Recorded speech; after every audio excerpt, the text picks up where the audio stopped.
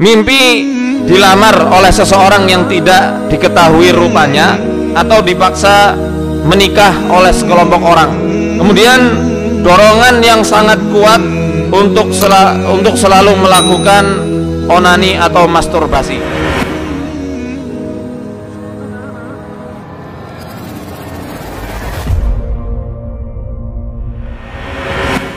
Kebanyakan dari kita ketika mendengar hal demikian bertanya-tanya, apakah mungkin jin itu bisa naksir atau jatuh cinta kepada manusia yang hakikatnya itu berbeda jenis dengan jin? Manusia diciptakan dari apa? Tanah. Jin dari api. Apa bisa jin itu jatuh cinta sama manusia? Nah, di sini dijelaskan oleh Syekhul Islam Ibnu Taimiyah rahimahullahu taala dalam kitab An-Nubuwat. Di situ beliau menjelaskan, qad yuhibbul insiyya kama yuhibbul insiyul al-insiyya. Bangsa jin itu telah mencintai manusia sebagaimana manusia yang juga mencintai manusia lainnya. Wa kama yuhibbur rajul mar'ata wal mar'atur rajula. Sebagaimana seorang pria yang mencintai wanita atau wanita yang mencintai pria. Yugharu alaihi wa yakhdumuhu bi asya'in wa idza shara ma'a ghairihi faqad yu'aqibuhu bil qatli wa ghairihi. Bahkan ketika jin itu sudah naksir dan jatuh cinta sama manusia, terkadang dia itu mencemburi, dia itu cemburu ketika manusia yang dicintainya bersosialisasi dengan manusia lainnya, dengan teman-temannya dari bangsa manusia. Bahkan dia itu akan mendukung kecemburuannya dengan berbagai sesuatu. Pokoknya gimana caranya manusia yang dia cintai itu tidak boleh menjadi milik orang lain, walaupun itu sama-sama manusia. Dia akan dukung penuh bagaimana api kecemburuannya ini supaya apa? Manusia yang dia taksir tidak jatuh cinta dengan manusia lainnya. Idza shara ma'a ghairihi faqad yu'aqibuhu bil qatli wa ghairihi. Dan apabila manusia yang dicintai oleh jin dia berteman atau bahkan menikah dengan orang lain, kalau perempuan ya sama laki-laki, yang laki-laki nikah sama perempuan, ya, faqad yu'aqibuhu, terkadang jin itu akan menghukum atau mengerjai orang yang berani menikahi manusia yang dia cintai bil qatli, terkadang dia membunuhnya atau dengan membuat manusia yang menikahi manusia yang ditaksir oleh jin itu dengan sesuatu yang lain, dibuat sakit, ya, dibuat sering pingsan, dibuat sering epilepsi, ya, atau terkadang dibuat selalu cekcok satu sama lainnya. Kullun hadza waqi'un, kata Ibnu Taimiyah, beliau mengatakan semua kejadian ini betul-betul nyata terjadi. Ya. Maka nun sewu nggih, kita bisa melihat, dan ini pengalaman selama 10 tahun terakhir kami meruqyah, rata-rata orang-orang yang dicintai jin memang orang yang punya paras good looking. Punya paras yang good looking itu apa? Yang menawan, dia rupawan atau rupawati gitu ya, sing jelas punya rupa gitu ya. Dan ternyata ketika disukai sama jin, kebanyakan dari mereka menjomblo bertahun-tahun sampai usia yang betul-betul harusnya dia sudah matang untuk menikah, dia akan selalu dibuat tidak bisa menikah. Mau menikah tiba-tiba ragu, akhirnya ditinggalkan atau meninggalkan, ya. Sudah mau hari H ragu, batal. Ada aja yang membuat pernikahannya itu batal. Atau kalaupun sudah menikah, rumah tangganya biasa dibuat cekcok terus menerus, masalah kecil sekali menjadi sangat besar, Sampai akhirnya suaminya mengucapkan talak kepada istrinya. Naudzubillah min dzalik. Dan ingat, setan-setan yang semacam ini pintar. Terkadang mereka mengalihkan fokus manusia. Gimana cara mengalihkannya? Di antara cara mengalihkan manusia ya yang dicintai oleh jin ya adalah dengan menimbulkan isu bahwasanya dirinya itu kena santet. Ya, sehingga fokusnya apa?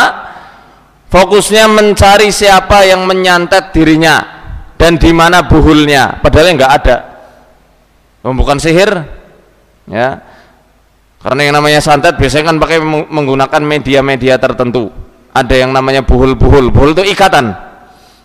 Ya, ada baik ikatan yang bentuknya terlihat secara fisik atau ikatan-ikatan yang memang tidak terlihat, yang dilarutkan melalui minuman, melalui makanan, melalui parfum, ya, asap rokok atau yang lainnya. Ya. Nah, ketika manusia hilang fokus, akhirnya dia lupa muhasabah, lupa mengoreksi dirinya, kira-kira dari celah mana setan itu mencintai dirinya. Ya. Di antara tanda-tanda umum orang yang dicintai oleh jin, yang pertama, sering mimpi basah, sering ihtilam, dan keseringannya mimpi dia melihat dan merasakan di alam mimpinya seakan-akan dia melakukan hubungan intim suami istri. Ya. Dan mimpi basah ini adalah mimpi yang tidak didahului dengan sebab-sebab tertentu. Antum paham yang dimaksud mimpi basah dengan sebab? Ya, contoh mimpi basah yang ada penyebabnya adalah seperti contoh mimpi karena dia sudah balik, ya, atau mimpi karena sering melamunkan kapan ya aku bojo, akhirnya mimpi, ya, atau mimpi karena melihat sesuatu yang menimbulkan rangsangan bagi dirinya, atau bahkan juga mimpi karena stoknya kepenuhan. Jadi itu semua mimpi-mimpi yang didasarkan dengan sebab. Adapun orang yang kena gangguan jin itu tidak ada sebab-sebab itu. Saya pernah menceritakan pengalaman saya ketika masih di kantor dulu. Saat saya kelas 5, saya punya kakak kelas dari Kendari. Beliau kelas 6 saat itu. Beliau sering sekali mengalami mimpi basah, ihtilam. Bahkan saat dia itu ketiduran di kelas, dia mengalami mimpi basah. Bahkan dikatakan oleh dirinya bahwasannya, ya, kakak kelas saya ini bagaimana? Untuk orang tua dari adik-adik ini tolong dijaga anak-anaknya karena sudah nengok-nengok takut jatuh ini. Ya, kembali ke laptop. Sampai mana tadi? Kakak kelas ya. Sampai 5 kali itu. Saat diruqyah sama ustadz saya, ternyata betul yang merasuki dirinya adalah jin wanita. Sebabnya apa? Sebabnya ketika masuk toilet, masuk kamar mandi, dia tidak pernah baca doa, tidak menjaga adab-adab masuk kamar mandi, dan sukanya siul-siul dan bernyanyi di kamar mandi. Apalagi antum, nauzubillah min dzalik, masuk kamar mandi tiktokan, wah bahaya itu. Jadi mangsanya jin itu. Ya. Dan itu 5 kali sehari tanpa ada sebab yang jelas. Dan di antara ciri yang mendukung dari mimpi-mimpi tersebut, ketika tidur antum perhatikan giginya itu saling beradu. Kalau orang Banyumas bilang keret, ya, saling berdecit satu sama lain karena gigi geraham yang diadu. Yang kedua, merasakan ada bayangan seseorang yang berbaring atau tidur di sampingnya. Ya khususnya ketika dia tidur, dia tidur sendirian, tapi seakan-akan kayak disertai sama makhluk lain yang tidur di sisinya. Kemudian perasaan enggan untuk menikah. Di level yang parah, dia tidak tertarik dengan lawan jenis. Tidak apa? Tidak tertarik dengan lawan jenis. Ya. Jika menikah, dia merasa tidak nyaman di saat-saat bermesraan dengan pasangannya. Jadi tidak pernah itu harmonis, apalagi mesra-mesraan. Bahkan ketika melihat wajah suami atau istrinya, dia melihat seakan-akan wajahnya itu begitu tua dan menjengkelkan. Dan ini banyak terjadi, datang ke kantor kami ya, beberapa pasangan muda-mudi, ya pasangan masih muda ya, baru menikah, dua-duanya mempunyai raut wajah yang ya nggak dibilang pas-pasan, ya ndak lah, jelek apalagi ndak, ya cakep gitu ya, tapi mereka selalu cekcok dan keluhannya ketika melihat pasangannya seakan-akan wajah pasangannya itu buruk sekali atau tua. Ini pernah saya bahas ketika membahas tentang pengaruh-pengaruh jin nasab ya, apalagi jin nasab yang dulunya ditugaskan oleh para leluhurnya untuk menimbulkan ajian-ajian pengasihan atau aura pengasihan. Sebelum menikah, Masya Allah, laki-lakinya begitu cakep atau perempuannya begitu cantik, tapi ketika menikah dibuat kebalikannya ya. Dampaknya untuk apa? Ketika belum menikah dipicu supaya manusia itu berzina satu sama lainnya. Kalau sudah menikah, si setan ini menginginkan supaya dirinya mendapat trofi, piala setan terbaik dari iblis, sesuai hadis riwayat Imam Muslim. Dengan apa? Dengan cara menceraikan antara suami dengan istrinya tanpa udzur yang syar'i. Ya. Begitu juga hal ini akan terjadi kepada orang-orang yang terkena ilmu pelet, semar mesem apalagi itu, atau jaran goyang. Dua ajian yang lumayan terkenal. Ada ajian Asmoro Bangun, ada macam-macam, banyak ya nama-nama ajian pelet di Nusantara ini. Ketika dia sebelum menikah dia dipelet ya, rasanya selalu menggebu-gebu rindu, pengen bertemu dan berduaan dengan orang yang memeletnya. Saat memejamkan mata, gak ada bayangan lain kecuali wajah dari orang yang memelet. Biasanya semar mesem, dengan sekali meseman ya, dia mesem, wajahnya kebayang-bayang. Saya pernah sharing sama mantan reporter kami ya, bahkan ketika sujud itu yang kebayang wajah orang yang melet. Tidak bisa khusyuk sama sekali ketika sholat, ketika berzikir, ketika baca Quran, tidak bisa. Selalu yang kebayang-bayang dan terngiang-ngiang di telinganya adalah suara orang yang menyihirnya. Begitu cinta dan rindu yang nggak masuk akal. Tapi ingat, kalau dia menikah karena pengaruh pelet ini, demi Allah saya katakan, banyak buktinya ya. Ketika dia sudah menikah, perasaan yang tadinya cintanya itu betul-betul menggebu-gebu, ketika sudah menikah akan dibuat sebaliknya, akan dibuat selalu membenci satu sama lain terus menerus, sampai akhirnya dia cerai, sampai akhirnya berantakan keluarganya. Naudzubillah min dzalik ya. Ini ilmu pelet, ilmu pengasihan ya sama, karena hakikatnya jin pengasihan dari turunan ya akhirnya mencintai sama orang yang dia berikan aura-aura tersebut, gunanya untuk membuat patah hati para ikhwan atau para akhwat ya.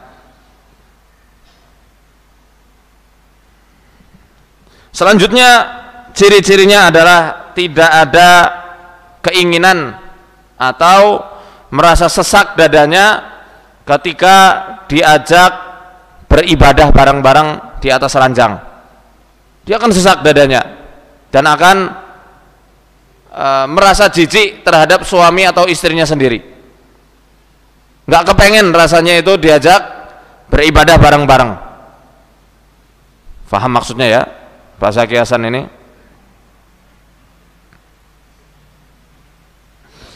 Setelah berhubungan dengan pasangannya, dia akan merasakan sedih, bahkan merasa sakit kepala yang luar biasa dahsyat ya, setelah melakukan hubungan intim. Sulit punya keturunan, walau ketika dicek secara medis dia itu subur dan tidak mandul ya, biasanya itu akan ditandakan dengan seringnya bermimpi bertemu dengan bayi ya, seakan-akan di dalam mimpinya dia itu melihat bayi dan dia menggendongnya. Maka saya sering katakan kepada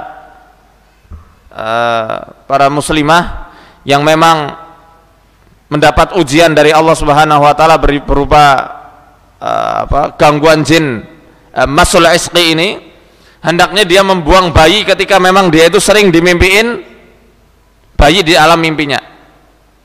Ada dua kemungkinan, dia sering bermimpi anak kecil atau bermimpi bayi, atau bermimpi ular yang menggunakan mahkota.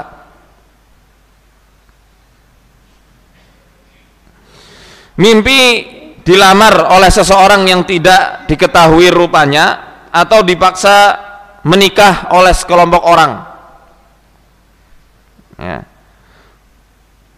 Kemudian dorongan yang sangat kuat untuk selalu melakukan onani atau masturbasi ya.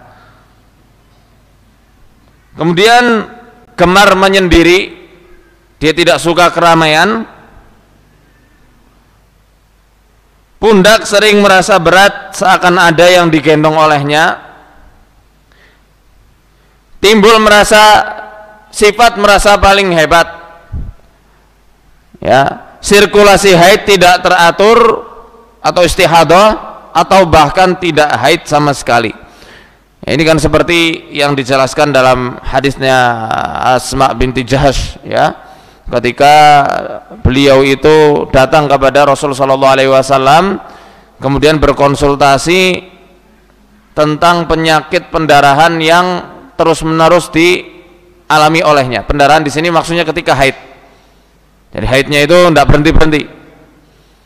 Ya, maka kata Nabi sallallahu alaihi wasallam, "Innama hadhihi raqdatun min raqadatis syaitan." Ya, istihadah yang kamu alami ini adalah salah satu hentakan dari hentakan-hentakannya setan. Ditendang-tendang rahimnya supaya darahnya tidak berhenti-henti. Nah. Sering merasa dingin di ujung-ujung jari jemarinya, tangan dan kakinya. Nyaman di tempat-tempat kotor dan najis. Sering was-was terutama saat sholat atau ketika ambil wudhu. Ya. Ingat, semua ciri-ciri ini adalah ciri-ciri yang umum dan harus kita kombinasikan dengan beberapa ciri-ciri yang memang menguatkan bahwasanya orang tersebut kena gangguan jin. Dan jin yang mencintai manusia itu tidaklah tanpa sebab.